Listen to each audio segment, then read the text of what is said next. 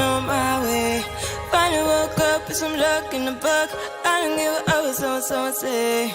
Finally got my friends in the back on my roller. We gon' make it big one day. We gon' make it big, I say. We gon' make it big, just stay in there. Stay in the moon. Stay in the moon with me. Give you a moment. Give you a moment with me. Smell all the roses. Guys, what's going on? Welcome to Embrace the Power Age. We got Becca Grabinski on today. We're going to talk about her book, The Light Is Soul on Fire, my bad. But the one thing we want to talk about is most people in their lives will deal with turbulent times. It's how you deal with those turbulent times. And some of us use the prayer of serenity, is that, I can only fix the things I can fix, and those that I can't fix, I just got to let go. And it falls really in line with the light of your soul on fire. And it talks about being resilient. Becca, me and Mike G want to say, what's up, girl? How you doing? Welcome. Hello. I'm so excited to be here. And so what I want to do is touch off bases, because we talked yesterday and you were talking about you were from Minnesota. So I need to know how you left the frozen Arctic of Minnesota and ended up here in Florida. I was 11 years old. My dad was a truck driver, and I got to go on my first summer trip with him. And we went to Pensacola Beach, and I saw the ocean for the first time, and something shifted in me. And it was like, that's where I belong. So over the course of from 11 to age 37, I've had multiple opportunities to move down here. I had a sales job where my territory was down here. My ex-husband had a territory down here, and I kept feeling the fear and not moving and not moving and not moving. And so I waited until it was the most inconvenient time. Ex-husband in Minnesota, 3 kids in school. Let's make it a little bit more exciting. And I called my ex-husband up and I said, can I please live in Florida? And he's like, I was just waiting for you to ask. So we figured it out. We fly the kids back and forth. We still have 50-50. And we've just, wave your magic wand. How do you want this to go? And then do it. If we look around the world and we say, well, if we don't see anybody doing this, maybe it's not possible. And all the people that told me, they were like, yeah, there's no way you can still balance this and still do that with kids. And I was like, watch me. Oh, but that, you're right. I mean, it's all about life's challenges and stepping forward. So, I read your book and I told you that. And actually, it's a good read. So everybody out there, let me just tell you, The Light of Your Soul on Fire is a good read.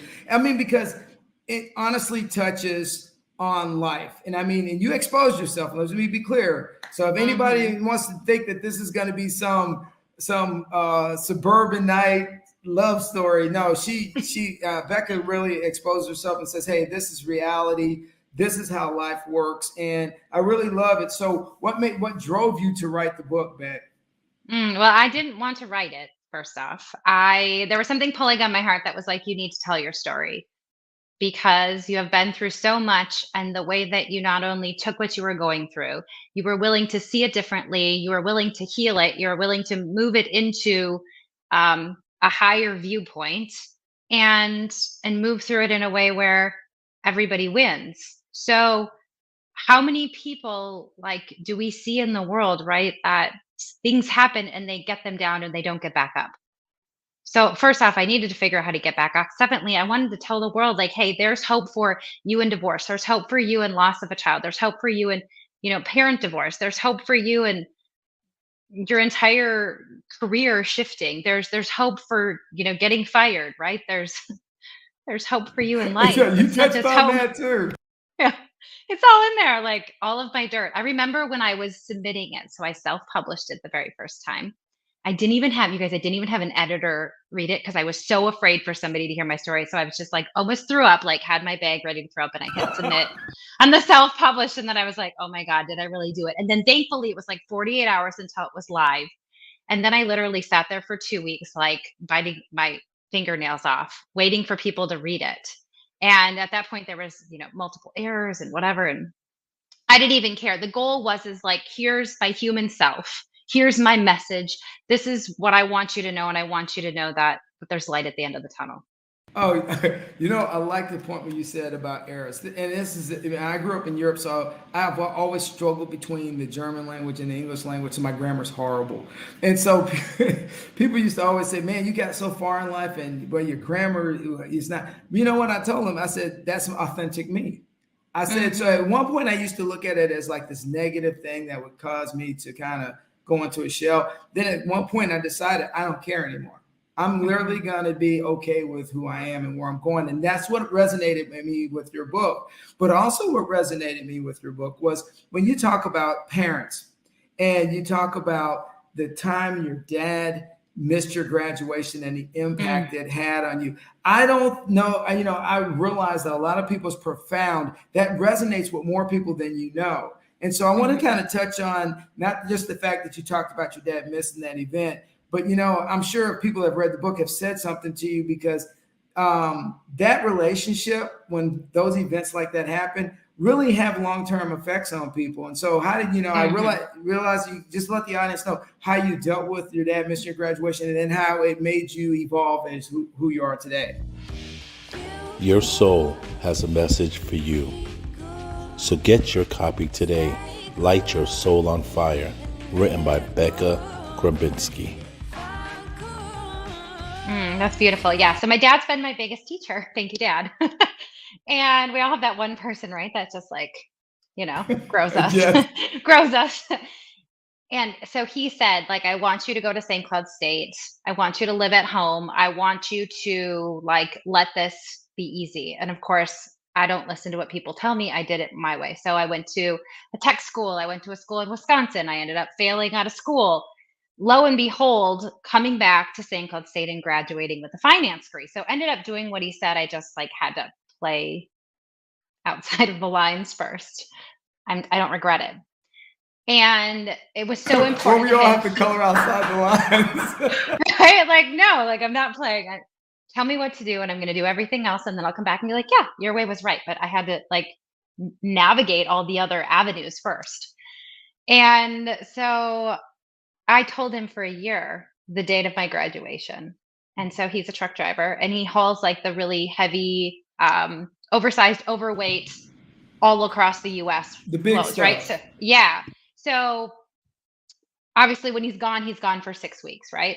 So it's a difference. So I can't necessarily navigate that. But so he wasn't there. And I had told him over and over and over again, you're the one that pointed me to this direction. You're the one that should be here for this, right? And he wasn't. And that was really, really difficult. And so March 6th of 2022 of this year was the first time he ever said he was proud of me. And What? the cool thing was, you guys, I didn't need it. I didn't need him to say he was proud of me. It was I've been waiting all my life for my dad to see me and to notice me and to accept and love me. And what I realized is that I had to accept and love myself, that I had to quit doing things for dad's approval. And I had to do something for me. So self-validation is what you're talking about. Is that at some point when you start self-validating yourself, it's really funny how you no longer have to, need that approval. Because I kind of had a similar situation with my dad. And then one day I realized something. You weren't there when I needed you. So I'm going to be okay without you. But my self-validation was I put my energy into my kids so they kind of offset when I had my daughters, that offset my approach. So now that you've been through that, now you look at your kids, how do you approach it? Well, that's a great question. I've told them that there's no definition of what a mom or a dad is. And if we take the definition that society gives us and we put them in this box, they're never going to meet our expectations and we suffer. So instead we look at, okay, here's my dad. A couple weeks ago, I was just in Minnesota and I called him up and I'm like, hey, Dad, I haven't seen you for forever. Are you going to be home? And he's like, well, I could be home, but I'm not going to be because lots of people are taking off for the 4th. And I said, Dad, call your work and tell them your daughter is home from Florida. She is very important and I want to see her. You know what he says to me? The only thing important to me right now is making money. So he's driven by just the greenback is what you're telling me. Yes. So it was funny because I called my mom. It didn't hurt. It didn't bother me at all, right? Because I've healed all this. But I was like, hasn't changed. If he looks like a duck and acts like a duck, it's a duck, right? So this is my dad. My dad is the man that he has been raised to believe that a good man creates an income stream, and he never stops, right? He's 67 years old. That's He the will old never school. stop. That's old school, man. hmm And so honoring him, right? Whereas my mom has never missed anything in my life. My dad has never made anything in my life. I'm not going to say it. He's made some, I but know. little different, right? It's a And different so when life I tell the balance. kids, so when I tell the kids, I say, okay, here's your options. You can look at us for face value, and you can love the person that is. And when you can love your mom for who she is, and when you can love your dad for who she is, that tells me something, that you are loving yourself for who you are. No, that's a great point, because it took for years for me to get through my little issues, and it goes back to like mental health, and I wanted to touch on that because when I read your book, I was like, wow, you could have went off the rails, because the normal Americans, Yeah. if they read your book, a lot of people would literally have quit, given up. And the amount of things that happened with it. And Mike I had different statistics that I was going to run through the show of just showing that mental toughness, and most people are affected by their parents, or affected by their family, or affected by different things. So what I found out was your resiliency in your situation, because it resonates in your book, because when you get down to talking about self-sabotage, and let's just talk about self-sabotage, because even during the pandemic, a lot of self-sabotage happened because people it's just a new environment. So as you went through this process, what made you resonate to realize, you know what, I need to clean this up so I don't do, self-sabotage myself any further in life, and not blame myself for other people's actions. So let me know. I mean, I think the big picture is we have our options, right? We can sit in the driver's seat of the car, or we can sit in the passenger seat. And every time we get in the passenger seat, the car never goes where we want it to go. I don't know if you know, right? So I must drive the car, step one. Secondly, like, I get to pick the desired destination. So my aha moment, when I realized how much control I had, was probably my divorce, when all of a sudden I'm sitting in my life and I have nothing, right? I have very little income stream. I have no money in the bank. I have a car that's paid for. I have rent that's pretty crazy. And I've got a 1, 3, and a 5-year-old. Now what? I told myself. Well, run those numbers back again real quick. 1, 3, and 5. My kids. I mean, so you had the little people. Babies. Yeah. Yeah. Yeah, we started them young, and I didn't know who I was. That's kind of where the book really starts, right? Is that I didn't know who I was, and I didn't know what I wanted. I did not love myself. I felt a ton of shame. You guys, I ran towards society's story as fast as I could, right? The suburban home, the 2.5 kids, the dull, dark, and handsome man, the corporate job. It didn't work. So you went with suburban America. What you're saying is you went with the Cinderella, suburban America, Sleeping Beauty, everything works out. Yeah, it didn't work at all. It didn't work at all. It was a no. I tried really hard. My life looked beautiful. Everything on the inside was screaming, "Get me out." So I ended up losing everything, and that was my wake up call. Was, here's my current self. Here's my desired self. What am I going to do to get there? Wow. Who am I going to be? How am I going to show up at? Like, who is this person? And the one thing I decided is I'm never going to quit. Becca, wow. Why don't you fail? Because I never quit. Have there been a lot of things that have happened that hasn't worked? Yeah. And they continue to. And it doesn't matter. You just keep showing up every day. All right. So you went from, and Mike's going to chime in here in a second here, but you went from sales. So kind of your work history and to where you're at now. Your Mike's just been running through your website, which is amazing, and we'll catch that in the next section here real quick. But you went from being a person in sales and office work to, I watch your Instagram, I see your YouTube, and you're just talking about self-evaluation on a regular basis. So how did you get to where you're at today from where you started? Because you said you were in cosmetology, you were in college. See, I read the book. Yeah. Cosmetology. Then I went to college. And my aunt, if it wasn't for my grandmother, who just, and I'm all like, grandmothers are the best. She resonated with who I am. She gave me that power and so on. So I'll shut up. Go ahead. Yeah, I mean, you're right. I went from, I didn't know what I wanted to do. I tried to go to school for human resources, ended up cosmetology, then ended up working at a bank. in mortgages. And then I ended up wholesaling annuities. That's how I had that territory in Florida. Loved it, but then a new boss came in and tried to tell me what to do. So then I hated it, right? And so I realized, like, if you give me freedom, I will fly. If you try to touch my wings, get out of the way, right? Like, it's a no. It's I a think that no. happens for a lot of us. So what do you do now? So because it seems like you work with a lot of people on, Mhm, just them overcoming their struggles, and and it's mhm, men and women. And so let me be clear to anybody in my audience: it's men and women, not just women go through after divorce. A lot of men go through a lot of self evaluation. So how are you helping others now, Beck? So I have 3 different ways that I work with people right now. One is a membership for people that are like, "I don't know where to start. I wanna get my foot wet. Becca seems a little intense. I don't know if I'm yet ready for the transformation that I'm feeling called to, so I just wanna, like, tiptoe into it." So it's almost like my Instagram on steroids. Yes. And then second option is the mastermind only happens twice a year. It's beginning again August 1st to February. And that is a group of us so that you get access to me, whereas in the membership, you don't. You get access to me in the mastermind, and we elevate together consistently every single week. It has been like I was looking at these people Monday night.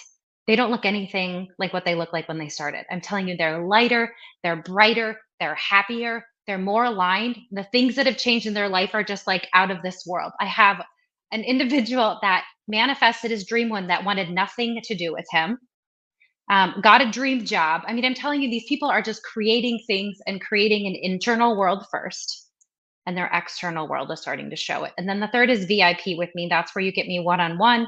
We do weekly calls. You have unlimited text access to me. And I have an individual that just started working with me today. And he said we had 2 sessions last week and the week before. And his dream car shows up tomorrow. This woman reached out to him on a What? dating site on Monday that he wasn't even actively participating on, that he has a date Friday or Saturday. And it's phenomenal, you guys. It's watching people create. I'm literally just plucking people, connecting them with their souls and putting them in the driver's seat. That's it.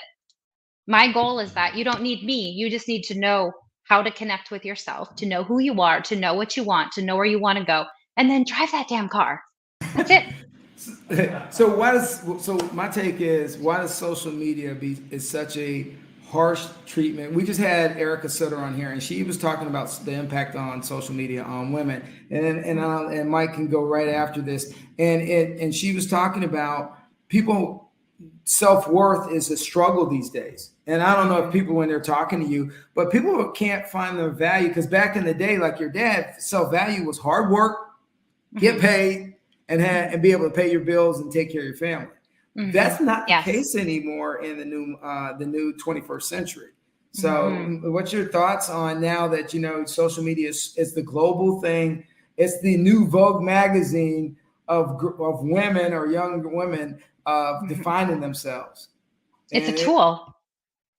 I mean, it is. It's a tool. If we're gonna use it, so if let's say let's pluck social media out of the picture completely. If it wasn't social media, it would be something else and something else and something else, right? So at the end of the day, the tool is irrelevant. It's how we're using it. Maybe it could be different, but the social media or no social media isn't going to solve the problem. It's going inside to say, hey, who am I? Step one. Who am I? What do I like? If I could wave my magic wand and create my life any way I want, what would I want? There's so many people that are like removing themselves from the luxury lifestyle that was the desire. And now it's like the freedom of like all these people in like campers and like this, I don't know, so true, speed so or true. something, like they're like home free, right? Like I don't own a home. I have no intentions of owning a home. I just want to lease because every 2 years I want to pick up and I want the freedom to go somewhere. And I don't know, you guys, people come and change my light bulbs. Like, don't make fun of me, but like that's a luxury, right? Like I don't even have to do I that. don't Like I cut don't even have to grass go either. buy I don't one. cut grass either. Right. Like so the world is changing and the desires are changing, and I think that social media actually can have such an amazing impact to help us like discover desires. So if we're using it as, oh my gosh, this person has this, that feels really good to me. If I feel jealous or I feel desire, I feel like, oh my god, I want that. If we're holding it here, we can hold it in our hand, we can have this in our life, so we can use it as a window to be able to see what we could create. And we can also use this as an indicator to be like, oh, that didn't feel good. I need to go inside and do some work. I have a question. Yeah, I mean, that makes sense. I mean, that's a great breakdown. And I was looking at your website. So, attract your dream life and master your energy. Let's break that down right now. All What right. do you? So That's awesome. Yeah, 'cause that kind of catchy. I mean, that was deep, but it has elements to it. So let's break it yeah, down because you're the mastermind. it does. So everything's energy. And when we can understand how to shift energy into what we want, I'll give you a great example. So my ex-husband, he can be a very, very difficult man. And I could tell the story about how difficult he is and how it's really hard to work with him. To master energy, to live my dream life, I tell myself first, before I see evidence of it being true, that he is the most amazing ex husband, that we have an amazing co parenting relationship. So, what I'm doing in saying that, even if I don't yet believe it, energy is shifting. And Mm, as I continue to tell it, our subconscious mind cannot accept or reject, which means that eventually over the course of time, I'm going to believe that he is, even when I don't yet see that he is. And what happened is he became what I said he was. So the moment we look at what is and we tell the story of what is, we're continuing to propel the same story, which is creating not our dream life, right? So instead, we start to tell the story of what we want to be true. We tell the story of wealth. We tell the story of abundance. We tell the story of love. We tell the story of amazing relationships. And that is the shifting of the mastering of energy. mm, Imagination is a God given gift. That's why we amen. use it. Imagination shifts energy in who we want to be and what we want to create. So I can take your life, your desire, or your current self, your current life. We can look at that and be like, okay, what do you like? What don't you like? Okay, let's get rid of stuff you don't like. Desired life. Now, what do we want to create? How does this get to look? Put it here. Okay, here are the tools that we're going to work with every single day, just like we go to the gym, right? We lift our weights. The moment we stop, our muscles start to deteriorate. This is the exact same thing. Every single day we show up and we work on telling the story that we most want to be true. There we go. So another question. There we go. That made me understand some things there, Vincent. You're on point right now. So the Luxury Life Blueprint Journal. Yes. So I Let's was in break that Costa down. Rica. Yes, I was in Costa Rica in November doing a retreat for 12 women. And one of the things that came through was, hey, Becca, you have all these processes that help you shift your energy. So, like, you look at maybe a situation where you're triggered and you write the trigger in, you write, what are you making this mean? And then the question you ask yourself is this ultimately true? What we're doing is we're digging deep into perspective and perception, right? And the answer is always no, it's not ultimately true. So then the question is, what would we rather be true? And we shift into that. And so that what would we rather be true is shifting the energy, which is creating what we want. Now we're no longer triggered and we've healed the trigger like that. It's like instant healing. So that's just one of the processes that are in there. But what it does is it takes you through a blueprint of creating your best life by using all of my tools in one place. So somebody can maybe work with me for 6 months and then take the journal and like go into their life and to continue the process, just like lifting the weight, right? Oh yeah. So that was requested when we were there in Oh, Costa Rica. Like, Becca, why don't you have something where we don't have to like remember all of this because it's in your head, which isn't helping anybody else? that's right. You got to get it out of your head. Yeah, yeah. And so Beck, you shape the journey and you shape the tools that you use to get where you're at. And you also are laying down the foundation for a lot of people out there. And everybody, her book's on Amazon. You can get on Amazon, get a copy of it. I got one. And it's an easy read. It's really a good read. And it's actually heart touching because I liked it. And Thank but you. you're talking about retreats and you're talking about people finding themselves. I think the struggle in today's society, though, is people. And you said something earlier, and I wanted to wait to get back, and I'm going to rewind and go back to it. You touched on materialistic perspectives, and in a Western society, and I say Western because you don't find this in most of the third world countries, is that in Western society, people are so driven about name brands, labels, and titles and what they have. that they sometimes end up losing sight of who they are. And I'm gonna give a great example, and then I'm gonna let you answer or respond. In the military, most of the time when you graduate, high school, you go in the military, you're given a title. You have that title for 20 years, 15 years, whatever, or 30 years, like I had it for 30 years. But what I found is that with many of my friends, since they've retired and we go play golf or hang out, they struggle with self-identity because they forgot the day they were born. Like I was born Vincent Bugs. So the day I retired, someone goes, well, you're retired general. No, I'm Vincent Bugs again.